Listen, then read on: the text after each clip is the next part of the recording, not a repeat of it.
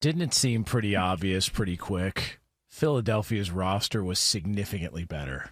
Like, Kansas City's got Mahomes, and they've got good players, but you just saw it was so apparent looking at the two. Like, Philly just had more options to win by, which leads to the point of, if there was going to be a blowout, it was going to be the Philly side. They just felt like they had more that they could do, as opposed to Mahomes and Kansas City.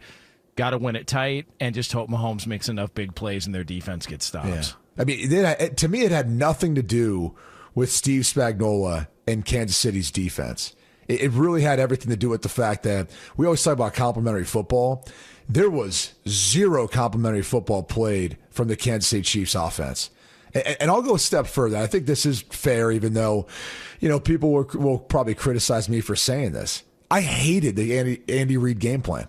I hated it.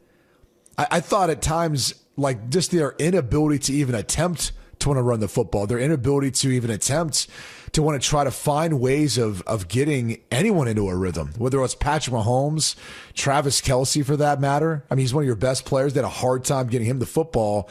And the reality is, look, Vic Fangio plays a two-high safety zone with some match coverages and a little bit of man.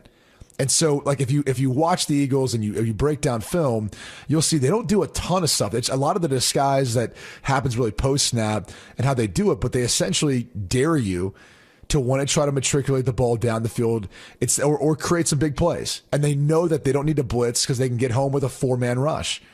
So that's exactly what happened. Of the 6 sacks, there wasn't one. Not one was brought off pressure.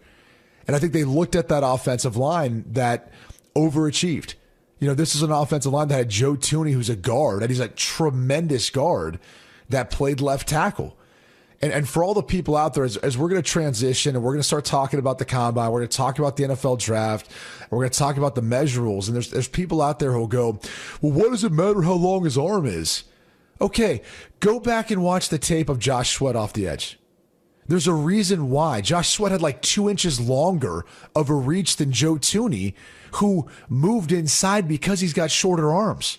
Why does it matter? Because when you put him out on an island and he's got to go up against Josh Sweat, he gets pushed back into the quarterback and it bumps him and it causes interception to Zach Bond.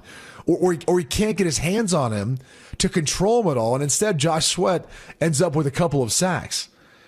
So when you talk about these small details that teams look for in players and how they build their roster, like Howie Roseman has done in Philadelphia, these are the things that matter. And they end up, in the end, in the Super Bowl, adding up to matter to make the difference between winning and losing.